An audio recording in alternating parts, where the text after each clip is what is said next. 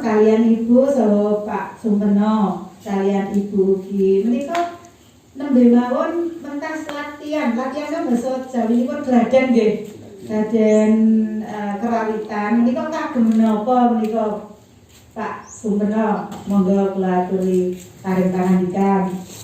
Oke, niki gladen kerawitan kangge ngiringi kebaktian bidang tanggal 18 April.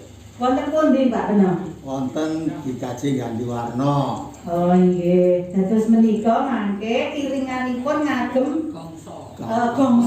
Nggih, gongso kerawitan komplit menika nggih. Slendro pelok.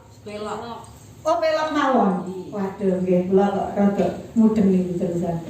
Nggih, latihanipun sampun pinten kaping pinten menika, Pak? Oh, nembe kaping kalih latihanipun. Kaping kalih menika terus piyai pinten menika ingkang napa?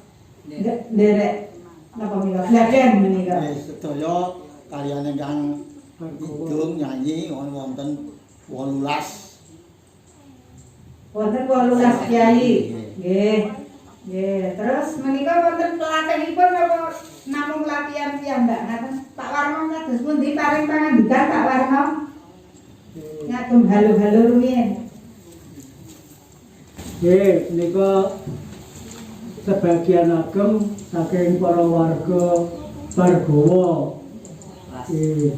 Bargawa menika kami para lansia ingkang sami ngudi kesarasan sarana olahraga lan dipun jangkepi sarana olah rasa kangge gladen gongso menika milanipun injing bulan April pertengahan menika badhe nderek napa luhuraken asmanipun Gusti sarana kebaktian dipun iringi mawi gongso. Ngaten.